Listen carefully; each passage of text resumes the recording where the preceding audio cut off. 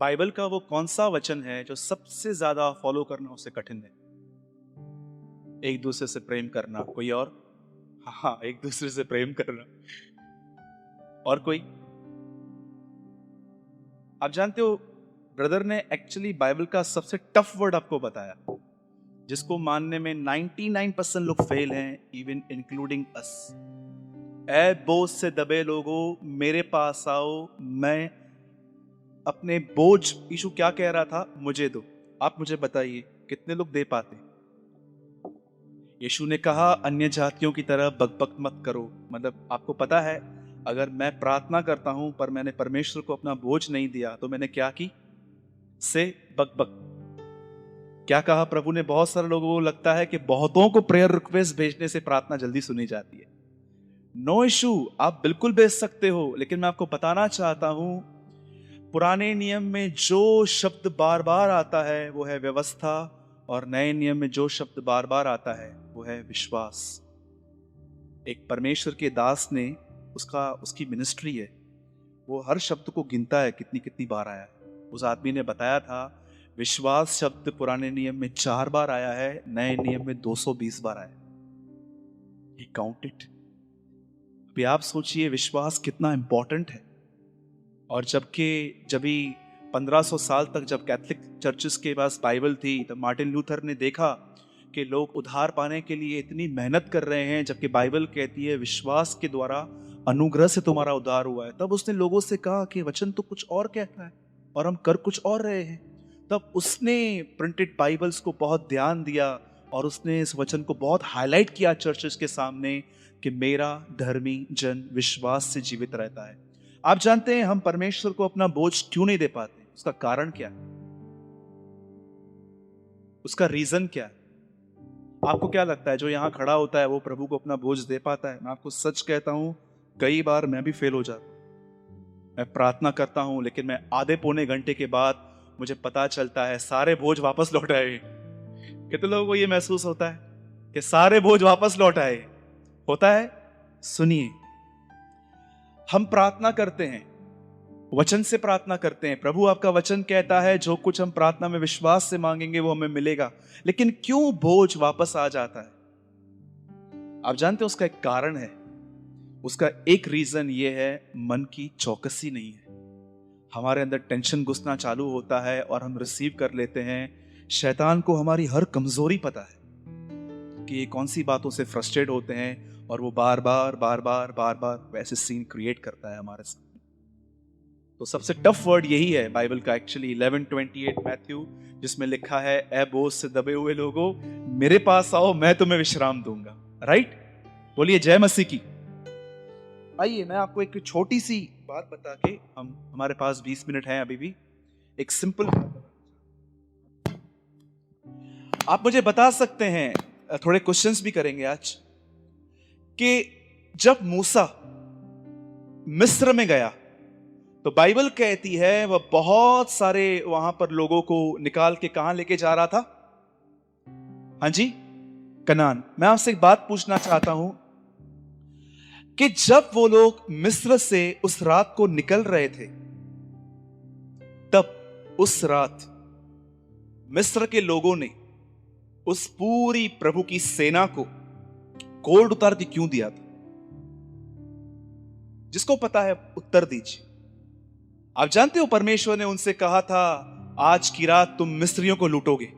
और जब वो लोग निकल रहे थे, प्रभु ने उनको कहा, 2 बातें कही प्रभु ने। पहली बात, एक कुत्ता भी तुम पे नहीं भौंकेगा आज की रात। और आप जानते हो वो जब वहां से जा रहे थे, वचन कहता है, आप पढ़ना, आपको चाहिए मैं आपको रेफरेंस दूंगा। प्रभु उनको कहता है तुम छूछे हाथ न निकलोगे, इसका मतलब मैं तुम्हें खाली हाथ नहीं भेजूंगा। और दूसरी बात, प्रभु उनको कहता है आज की रात कोई कुत्ता भी तुम पे नहीं भौंकेगा। और जब वो लोग वहां से निकल रहे थे तो क्यों मिस्र के लोगों ने उनको अपना गोल्ड उतार उतार के क्यों दिया? रीजन क्या था? यह बात अलग है, उस गोल्ड का मिसयूज हुआ। आप पढ़ सकते हैं आगे चल के, उस गोल्ड की हारून ने मूर्तियां बना के दी उनको। लेकिन आप मुझे बता सकते हैं कि उस रात उन लोगों ने उसको गोल्ड उतार के क्यों दिया? जिसको पता है आप बताइए। मैं चाहता हूं हम जो पढ़ रहे हैं हम उसको समझें भी। क्यों उस रात उन लोगों ने गोल्ड उतार के दिया? जानते हो उसका कारण था, उन्हें 400 साल की मजदूरी नहीं मिली थी।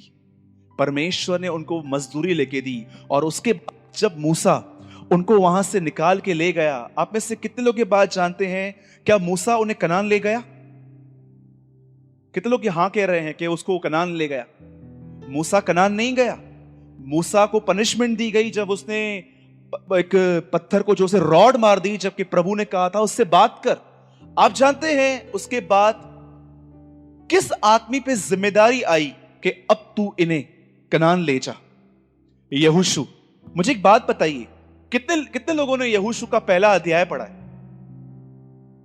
कितने लोगों को यहोशू उसमें इनकरेज दिखता है और कितने लोगों को यहोशू उसमें डिस्करेज दिखता है? कितने लोगों को डिस्करेज दिखता है? हाथ उठाइए। अब मुझे बताइए यहोशू डिस्करेज क्यों हो गया था? देखिए, मैं आपको सामने एक पिक्चर रख रहा हूं। मूसा मर गया, 20 लाख लोग वहां पर बॉर्डर पे खड़े थे। प्रभु उसको कहता है अब इन लोगों को तू लेके जा अंदर, और बाइबल कहती है यहोशू निराशा में बैठ गया था। आप जानते हो परमेश्वर ने यहोशू से पहला शब्द कौन सा कहा है उसके जीवन में? फर्स्ट वर्ड, वो कौन सा पहला वचन था जो परमेश्वर ने यहोशू से कहा? उसके बाद यहोशू ने काम करना स्टार्ट किया। फर्स्ट वर्ड, आप जानते हो जो पहला शब्द प्रभु ने उससे कहा वो है उठ। बोलिए उठ। क्यों परमेश्वर ने उसे कहा उठ? उठ। जैसे मैं मूसा के साथ था वैसे मैं तेरे साथ हूं। मैंने मूसा को कभी धोखा नहीं दिया, मैं तुझे भी नहीं दूंगा। उसके बाद प्रभु से कहता है व्यवस्था की यह पुस्तक तेरे चित्त से कभी उतरने न पाए, दिन और रात इसमें ध्यान दिए रहना, क्योंकि जो कुछ इसमें लिखा है ऐसा करने से ही तेरे काम सफल होंगे और तू प्रभावशाली होगा। मैं आपको बताना चाहता हूं, जब मूसा मरने के बाद जब यहोशू सेवकाई में उतरा, तो जानते हो प्रभु ने उसे एक सिंगल कमांडमेंट क्या दी? मैं जानता हूं आप में से बहुत सारे लोगों को यह कमांडमेंट इतनी स्पिरिचुअल नहीं लगेगी। जब हम कहते हैं कि अपना क्रूस उठाओ, एक दूसरे से प्रेम करो, हमें लगता है यही सारी आज्ञा हैं। लेकिन आप बिलीव कर सकते हो, इस शब्दों को थोड़ा इजी लैंग्वेज में कन्वर्ट करो, व्यवस्था की यह पुस्तक तेरे चित्त से उतरने न पाए। जानते हो सिंपल प्रभु ने क्या कहा? Read Bible. सिंपल। परमेश्वर ने साधारण शब्दों में कहा वचन पढ़। बताइए ऐसा क्यों कहा परमेश्वर ने उसे? क्यों परमेश्वर ने मूसा को, यहोशू को आज्ञा दी रीड वर्ड, मेडिटेट वर्ड? अच्छा, आप ये बात, कितने लोग ये बात जानते हैं? परमेश्वर ने यहोशू से ये नहीं कहा दिन रात पढ़, परमेश्वर ने उसे कहा दिन रात इस पे मनन कर। हमें से कोई भी डे नाइट नहीं पढ़ सकता है। बाइबल कहती है अधिक पढ़ना मन को थका देता है। पर आप में से कितने लोग ये बात जानते हैं परमेश्वर ने उसे ये क्यों कहा? इसे दिन और रात मनन कर, ये तेरे चित्त से उतरने न पाए। आप जानते हैं हमारे जीवन में बिजनेस, जॉब, फैमिली, चर्च, हर क्षेत्र के लिए कुछ ना कुछ लिखा है। हर क्षेत्र के लिए। आप जानते हो कितने लोगों ने इस वचन को पढ़ा है? ये इंग्लिश में बहुत ब्यूटीफुल है, हिंदी में थोड़ा अलग लिखा है। हिंदी में लिखा है हर पवित्र शास्त्र परमेश्वर की प्रेरणा से रचा गया है, लेकिन इंग्लिश में ऐसा नहीं है। इंग्लिश में लिखा है every word is a breath of God. मुझे बताइए जब परमेश्वर ने आदम को बनाया तो कैसे बनाया? बाइबल कहती है प्रभु ने इसको फूका। पौलुस नए नियम में कहता है every word is a breath of God. जब आप वचन को पढ़ते हो, क्या आपको पता है परमेश्वर आपके अंदर श्वास फूंकता है? पर हम कितना हम लोग कैजुअली पढ़ते हैं प्रभु के वचन को। आप में से कोई ऐसा है जो एवरीडे कुछ समय निकालता है, भले ही मोबाइल में या तो बुक कॉपी करके आप पढ़ते हो, ताकि परमेश्वर आपके ऊपर कुछ ब्रीथ फूके? कितने लोगों ने यह वचन पढ़ा है? यूहन्ना 20 अध्याय में लिखा है और यीशु ने उन पे फूका और कहा पवित्र आत्मा लो। आप आराम से इंग्लिश पढ़ना। 2 तीमुथियुस 3:16 में लिखा गया है, हिंदी में लिखा है हर परमेश्वर का वचन आत्मा की प्रेरणा से रचा गया है, लेकिन इंग्लिश में लिखा है every word of God is a breath of God. हर परमेश्वर का वचन उसकी श्वास है। श्वास में पता है क्या होता है? कितने लोग ये बात जानते हैं? जब परमेश्वर ने आदम पे फूका जब वो उसके अंदर वो ब्रीथ गई, किडनी, लंग्स, हार्ट, जो भी सब बातें थी वो बनती गई और बाइबल कहती है वो जीवित प्राणी बन गया। और नए नियम के अंदर यीशु मसीह वापस चिलों पे फूंक के कहता है, लो पवित्र आत्मा लो। आप जानते हैं इस वचन को जब यहोशू, हम में से कोई यहोशू है यहाँ? मेरे ख्याल से यहोशू का यह भी नहीं है हमारे पास। उस परमेश्वर के दास को प्रभु कहता है, रीड माय वर्ड। आप सोचिए, हम, आप और मैं कौन है? हर क्षेत्र के लिए, हमारे जीवन के हर क्षेत्र के लिए कुछ न कुछ बाइबल में लिखा गया है। अगर हम वो पढ़ेंगे, हम वो मेडिटेट करेंगे, और बाइबल कहती है यदि हम उसके अनुसार करेंगे, वचन कहता है तू प्रभावशाली होगा और इससे तेरे काम सफल होंगे। मैं आप सबसे एक बात पूछना चाहता हूं, जितने अनमैरिड हैं, क्या आपने शादी करने से पहले एक बार ओल्ड और न्यू टेस्टामेंट कंप्लीट किया? 10। बहुत साल पहले मुझे प्रभु ने यह बात कही थी, इससे पहले कि तू शादी करे, उससे पहले एक बार पुराना और नया नियम पूरा पढ़ ले, एक एक चीज के नोट्स बना, तेरे को आगे चल के बहुत काम आएंगी ये बातें। वचन कहता है, प्रभु का वचन पढ़ के बोला बुद्धिमान बन जाता है। मैं नहीं कहता हूं मैं बुद्धिमान हूं, लेकिन मैं थोड़ा बहुत सीखता रहता हूं, लर्न करता रहता हूं। आप में से कितने लोग हैं यहां पर, सच बताइए कि आपके अंदर प्रभु के वचन को पढ़ने की भूख लगभग 0 हो चुकी है? Tell me. In the beginning was the word, word was with God and the word is God. आदि में वचन था, वचन परमेश्वर के साथ था, और बाइबल कहती है वचन परमेश्वर था। 19:13 प्रकाशित वाक्य में लिखा है, यीशु मसीह परमेश्वर का वचन है। कितना जरूरी है कुछ समय, मैं आपको नहीं कहता हूं सारा दिन पढ़ो बैठ के। मेरे एक दोस्त हैं उल्लासनगर में, किसी और चर्च में जाते हैं, और वो एक अच्छे बिजनेसमैन है, पूना जाते रहते हैं। कुछ दिन पहले मुझसे मिले, तो मुझे कुछ बातें नहीं पता थी, मैंने उनसे पूछी और उन्होंने झट से मुझे उत्तर दिया। मैं सेटिस्फाइड भी हो गया। तब मैंने उनसे एक बात पूछी, मैंने बोला, ब्रदर आपका स्टडी बहुत अच्छा है, आपके पास बहुत अच्छी बातें, बुद्धि, बहुत समझ आपके पास अच्छी है। उससे बोला, ब्रदर मैं आपको राज बताऊं? मैंने बोला बताओ। बोला, मैं हर दिन सवेरे कुछ समय निकाल के प्रभु का वचन पढ़ता हूं, प्रभु मुझसे बात करता। बोलता है मैं इसलिए ब्लेस्ड हूं। कोई इससे बड़ी बातें नहीं बताई, 40 दिन फास्टिंग किया था, 10 घंटा अन्य भाषा बात की थी। एक सिंपल बात उसने बताई, मैं डिसिप्लिन के साथ वचन पढ़ता। मैं आपसे एक सिंपल सा क्वेश्चन पूछ के 10 मिनट का एक वर्ड शेयर करूंगा, 9 बजे तक हम पूरी करेंगे। लिसन, एक बात बताइए, आप में से कितने लोग हैं जो ये महसूस करते हैं कि ब्रदर मैं बाइबल पढ़ता हूं, लेकिन बाइबल पढ़ते पढ़ते पढ़ते मैं प्रभु को नहीं सुन पाता। मैं बाइबल रीड करता हूं, पहले मैंने आपको इनकरेज किया बाइबल पढ़ो, अब मैं आपको इनकरेज करता हूं जो पढ़ रहे हैं, क्या आप, कितने लोगों ने ये वर्ड को थोड़ा सीरियसली और स्लोली रीड किया है? विश्वास सुनने से, और जोर से बोली, विश्वास बाइबल से आता है। आप पहले तो हम ये बोलते थे विश्वास बाइबल पढ़ने से आता है। याद रखिएगा, विश्वास बाइबल पढ़ते समय जब प्रभु बात करता है तब आता है। विश्वास सुनने से, और सुनना मसीह के वचन से होता है। इट्स अ बेसिक, ठीक है? तो प्लीज हर दिन थोड़ा समय निकालिए, प्रभु का वचन पढ़िए, आप आशीष पाएंगे। आइए, जिनके पास भी वचन है हम सब खोलेंगे मत्ती की पुस्तक।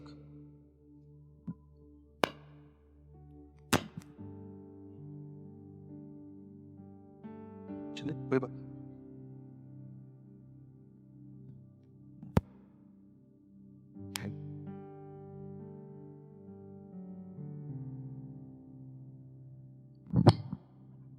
जिनके पास भी प्रभु का वचन है हम सब खोलेंगे मत्ती की पुस्तक 9वां अध्याय, चैप्टर 9, मैथ्यू। मैं आज आपको बताना चाहता हूं कि फेथ की एक्सरसाइज कैसे होती है और फियर की एक्सरसाइज कैसे होती है। आप जानते हो फेथ और फियर में, विश्वास और भय में एक चीज बहुत सिमिलर है। ये दोनों किसी बात पर विश्वास करने के लिए कहते हैं जो होने वाला है। कितने लोग ये बात जानते हैं? विश्वास कहता है कुछ अच्छा होने वाला है, भय कहता है विश्वास कर कुछ भी अच्छा नहीं होने वाला है। बहुत सारे लोग जब आप जब ये ऐसा कहते हो ना कि पता नहीं क्या होगा, ये क्या होगा, वो क्या होगा, actually you are exercising your fear. आप प्रैक्टिस कर रहे हैं एक्चुअली फियर में चलने की। मैं समझता हूं जब यूहन्ना का डैडी जकरया गूंगा हो गया होगा, तो मुझे बताइए उस 9 महीने में उसने क्या सीखा होगा? आइए, जय मसीह की। एक व्यक्ति था, बाइबल कहती है उसका नाम था जकरया। बाइबल कहती है नेगेटिव कन्फेस करने की वजह से, अविश्वास करने की वजह से उसको एक स्वर्गदूत ने गूंगा कर दिया था। अब आप मुझे बता सकते हैं उस 9 महीने के साइलेंस में उसने क्या सीखा होगा? 9 महीने उसने, प्रभु ने उसको कहा 9 महीने से आज तक तू बात नहीं कर पाएगा। मुझे बताइए जब भी वो अपने आप से सोचता होगा मैं गूंगा क्यों हो गया हूं, वो अपने को क्या खोलता होगा? याद मैंने फियर की एक्सरसाइज क्यों की आखिर? आप जानते हो भय और विश्वास में एक चीज सिमिलर है। भय आपको हमेशा कहता है बहुत कुछ गलत होने वाला है, ये होने वाला है, चीजें खराब होने वाली हैं, जबकि विश्वास कहता है चिंता मत कर, सब प्रॉब्लम्स टेम्पररी हैं, सब कुछ ठीक हो जाएगा। मुझे बताइए आप अपने विश्वास की एक्सरसाइज करते हैं कि आप अपने भय की एक्सरसाइज करते हैं? आप जानते हो कैसे होती है एक्सरसाइज? कितने लोगों ने यह वचन पढ़ा है रोमियो 10:9 में, यदि तू विश्वास करे और मुंह से अंगीकार करे तो निश्चय तेरा उद्धार होगा। आप जानते हो जो आपके हृदय में है, जब आप अपने मुंह से निकालते हो, आप उन चीजों की एक्सरसाइज करते हो। अभी आप मुझे बताइए, यदि आप संकटों में हैं और आप नेगेटिव बोल रहे हैं बच्चों के लिए, घर के लिए, बिजनेस के लिए, चर्च के लिए, सब चीजों के लिए, actually you are exercising your fear. लेकिन जब आप उन संकटों में भी पॉजिटिव बोलते हैं, वचन बोलते हैं, अपनी नहीं सुन के पॉजिटिव बातें करते हैं, नहीं मैं जानता हूं मेरा मन मुझे ऐसा दिखा रहा है लेकिन ऐसा नहीं होगा, प्रभु मेरे लिए कुछ भला करेगा, प्रभु कुछ भी हो जाए मेरे लिए अच्छा करेगा, इसे कहते हैं फेथ की एक्सरसाइज करना। अब देखिए यहां पर क्या हो रहा है, कोई मेरे साथ पढ़िए मत्ती का 9वां अध्याय, उसका कोई पढ़िए।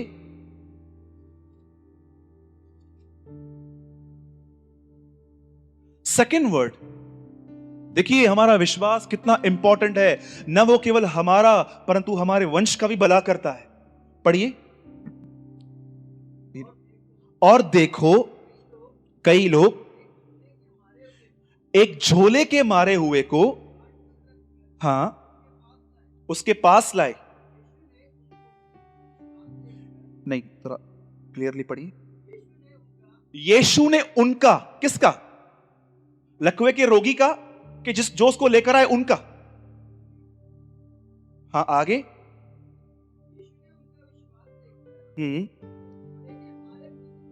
यीशु मसीह ने किसी और का विश्वास देखकर किसी और को चंगाई दी है। यहां पर देखिए आगे, हे पुत्र ढाढ़स बांध। अब सब यहां ध्यान दीजिए, देखिए यहां पर क्या लिखा है। एक व्यक्ति था, उसे लकवे की प्रॉब्लम थी, he was a paralytic man, उसे लकवा लगा हुआ था। और वचन कहता है ये 4, मुझे नहीं पता ये लोग कौन है, उसके मित्र हैं या तो उस पर तरस आ गया, दया की इन्होंने, या उसके पड़ोसी हैं, ये बाइबल मेंशन नहीं करती है, लेकिन बाइबल मेंशन करती है 4 लोगों ने उसे उठाया, उस घर तक लेकर आए जहां पर यीशु मसीह थे। और मुझे लगता है इन्होंने पहले सीधे रास्ते से जाने की कोशिश की होगी, लेकिन उनको रास्ता नहीं मिला होगा। तब इन्होंने क्या किया, बाइबल कहती है इन 4 लोगों ने इस आदमी को ऊपर चढ़ाया और ऊपर से छत तोड़ दी और छत से नीचे उतार के नीचे सीधा यहां पर जहां पर यीशु मसीह खड़े थे वहां पर खड़ा कर दिया। और उसको देखकर बाइबल कहती है यीशु ने उनका विश्वास देखकर, मुझे बताइए जीसस ने फेथ कैसे देखा? क्या विश्वास दिखता है? कैसे देखा? यीशु मसीह ने देखा कि ये लोग वो लोग नहीं है कि जब उन्होंने देखा कि भीड़ है तो चलो यहां से चलते हैं, कहीं और मीटिंग करेगा वहां पर लेके जाएंगे उसको। लेकिन उन्होंने क्या किया, उन्होंने ऊपर से उसको तोड़ा, उसको नीचे लेकर आए। और यीशु उसको कहता है, उनका विश्वास देखकर यीशु ने उससे कहा कि तेरे पाप क्षमा हुए। हीलिंग प्रेयर की है किसके लिए? और अगर वो ठीक नहीं होते हैं तो आप उनको क्या उत्तर देते हो? बताइए। अच्छा, जय मसीह। अगर आप कभी किसी के लिए प्रार्थना करते हो, वो ठीक नहीं होता है, तो आप उसको क्या बोलते हो? आप वचन पढ़ो ना, आप में विश्वास की कमी है। किसमें कमी है? बाइबल कहती है हम में कमी है। वचन कहता है यदि तुम में से कोई बीमार है तो वो कलीसिया के प्राचीनों को बुलाए। क्यों बुलाए? अरे बीमार आदमी विश्वास कहां से कर पाएगा? मुझे बताइए, आपको कितने लोगों को कभी दांत में दर्द हुआ है? हौड़े और सूर जाम किन्नो हुआ हुआ है दांत में दर्द? दांत के दर्द में मैं आपको बोलता हूं ब्रदर यीशु पे विश्वास करो। अरे दर्द हो रहा है मुझे बताइए हम पेन में विश्वास कर सकते हैं? अरे 99% लोग नहीं कर पाते हैं। आप मुझे बताइए स्टोन का पेन आप बर्दाश्त कर सकते हो? दांत का दर्द आप बर्दाश्त कर सकते हो? आपकी हड्डी टूट गई और आप टूटी हुई हड्डी लेके आए हो किसी के सामने, ब्रदर प्रार्थना तो करो, आप विश्वास करते हो? करता था तेरे पास आता रहा। बाइबल कहती है तुम्हारे विश्वास के कारण, पौलुस ने उस दरोगा से कहा यदि तू विश्वास करेगा तेरा परिवार बचाया जाएगा, उद्धार पाएगा। आप जानते हैं हम लोगों पे ब्लेम करते हैं, उनमें विश्वास नहीं है, उनमें विश्वास नहीं है। मैं जब भी किसी के लिए प्रेयर करता हूं और मैं देखता हूं ना वो चंगा नहीं हुआ है, मैं घर जाता हूं प्रभु से कहता हूं प्रभु मुझे माफ कर, मुझ में कमी है, मेरा विश्वास बढ़ा। मेरे पास विश्वास है तू बुखार ठीक कर सकता है, जुकाम ठीक कर सकता है, लेकिन मुझे यह विश्वास नहीं है कि तू कैंसर ठीक कर सकता है। सच कहता हूं हम भूल गए हैं कि एक्चुअली विश्वास भी ऑनेस्टी में आता है। जब हम परमेश्वर से कहते हैं, एक बार भाई प्रकाश के साथ हम संगति कर रहे थे और एक ही बार प्रचार किया है उस भाई ने, और वो प्रचार हमें अभी भी याद है। हम लोगों ने उससे कहा था आप एक बार संदेश लो, और उन्होंने एक बार संदेश लिया था यहां पर खड़े होके, और उन्होंने एक बात कही थी कि एक आदमी था जो यीशु के पास आया और उसने यीशु से कहा मैं विश्वास करता हूं पर मेरे अविश्वास का भी उपाय करो। ये क्या है? It's honesty. आप में से कितने लोग हैं जो ये कहते हैं, ये विश्वास करते हैं आपके विश्वास की वजह से आपका वंश उद्धार पाता है, आपके विश्वास की वजह से लोग चंगे होते हैं। इसलिए बाइबल कहती है तुम्हारा विश्वास बहुमूल्य है। और जानते हो उसके बाद क्या हुआ? आइए एक बहुत ही एक प्रकाशन देता हूं और हम पूरा कर रहे हैं, सुनिए। आप में से कितने लोग ये विश्वास करते हैं कि यीशु मसीह के पास सारे अधिकार? पक्का? फिर से पूछता हूं, आप में से कितने लोग ये बिलीव करते हैं यीशु के पास सारे अधिकार हैं? अभी कुछ हाथ नीचे हैं, क्यों? मतलब कुछ तो बदल बताने वाला है। सुनिए, जब परमेश्वर ने इंसान को बनाया तो जानते हो क्या कहा? फलो फूलो, पृथ्वी पे अधिकार रखो। आदम को सब फल थे, सब डरते थे। पाप करने के बाद वो डरपोक हो गया। शेर से सबसे पहले वो नहीं डरता था। सुनिए, परमेश्वर ने आदम को अधिकार दिए, ठीक है? आदम ने किसको दिए? शैतान को। फिर शैतान यीशु को कहता है मेरे सामने झुक जा, मैं तुझे सब कुछ दे दूंगा क्योंकि ये सब मुझे दिया गया है। आपको कैसे दिया गया? आदम ने दिया था। फिर यीशु मसीह जब मुर्दों में से जिंदा हुआ तो कहता है अब स्वर्ग और पृथ्वी का अधिकार मेरे पास है। आदम कहता है मेरे पास है, शैतान कहता है मेरे पास है, यीशु कहता है मेरे पास है। आखिर है किसके पास? तीनों कहते हैं मेरे पास है। प्रभु वचन कहता है प्रभु ने आदम को अधिकार दिया, शैतान कहता है मेरे सामने झुको, सब कुछ मेरा है, मैं तुम्हें दूंगा, और यीशु कहता है स्वर्ग और पृथ्वी का सारा अधिकार मेरे पास है। याद रखिएगा, प्रभु ने आदम को दिया, आदम ने शैतान को दिया, और यीशु ने क्रूस से इसको वापस छीन लिया। अब सारे यीशु के पास हैं, लेकिन मैं आपको बताना चाहता हूं एक हक यीशु के पास नहीं है। जानते हो वो इसी वचन के आगे लिखा है। आप जानते हो क्यों बाइबल कहती है अपने गुनाहों को मानो? याद रखिएगा, यीशु मसीह ने आगे कहा मनुष्य के पुत्र को पृथ्वी पर पाप क्षमा करने का अधिकार। इसका मतलब एक आदमी मर गया और ऊपर आया, वहां पर यीशु को भी अधिकार नहीं है किसके पाप क्षमा कर। उसके पास सिर्फ अथॉरिटी है जो अर्थ पे माफी मांगते हैं। इसीलिए बाइबल कहती है मरने के बाद उसका सिमरण नहीं है, मरने के बाद माफी नहीं है। इसीलिए मैं आपको नहीं कहता हूं कि हर दिन आधा घंटा निकालो, सारे पाप याद करो, एक एक कन्फेस करो, बट एटलीस्ट जिन पापों में हमें ज्योति है कि ये गलत है, हम वो तो कन्फेस करें। और जानते हो जब हम कन्फेस करते हैं हम क्या करते हैं? हम डेविल को नेकेट करते हैं। लेकिन जब हम कन्फेस नहीं करते ना, एक हृदय इतना भारी भारी सा लेके चलते हैं कई बार हम, कि हम सोचते हैं यार जीवन इतना उबाऊ, इतना कठिन क्यों है। मैं आपको सच कहता हूं, कभी कभी जो पाप आपको सिर्फ याद है ना, वो कबूल कर दिया करो। हाँ प्रभु मैं ऐसा हूं, मुझे माफ कर दो। याद रखिएगा, यीशु मसीह को सारे अधिकार हैं, लेकिन मरने के बाद एक आदमी का पाप क्षमा करने का अधिकार यीशु के पास नहीं है। Remember all this. और आपका विश्वास बहुमूल्य है। आपके विश्वास की वजह से आपके लोग बचते हैं। कितने लोगों ने यह वचन पढ़ा है, तुम अपने विश्वास का प्रतिफल अतः आत्माओं का उद्धार प्राप्त करते हो। इब्रानियों में लिखा गया है, तुम अपने विश्वास का प्रतिफल अर्थात आत्माओं का उद्धार पाते हो जब हम विश्वास करते हैं। विश्वास सिर्फ ये नहीं है कि यीशु मसीह प्रभु है, विश्वास ये भी है वह मेरा भविष्य है, वो सिक्योर करेगा मुझे। वो बातें जो मेरे जीवन में टूटी हैं, ही द गॉड ऑफ रिस्टोरेशन, वो बनाएगा, वो ठीक करेगा। भले ही समय लगेगा, लेकिन वो बनाएगा। उत्पत्ति के पहले अध्याय में लिखा गया है कि परमेश्वर ने पृथ्वी को 6 दिन में बनाया। एक दिन में बना सकता था, फिर भी 6 दिन लगाए, ये दिखाने के लिए कुछ काम मैं एक दिन में नहीं पर डे बाय डे ठीक कर। बोलिए जय मसीह की। कितने लोगों ने आज की बात समझी? मैं चाहता हूं आप अपने बाजू वाले से कन्फेस कीजिए, तेरा विश्वास बहुमूल्य है। Faith is precious. ठीक है, आइए हम सब दुआ करेंगे। पिता, हम यीशु मसीह के नाम में आपके पास आते हैं। हम आपको धन्यवाद देते हैं भाई दिनेश के लिए कि आपने प्रभु से आशीष दिया है, आपने उस भाई को बदला है और आप उसका उपयोग कर रहे हैं।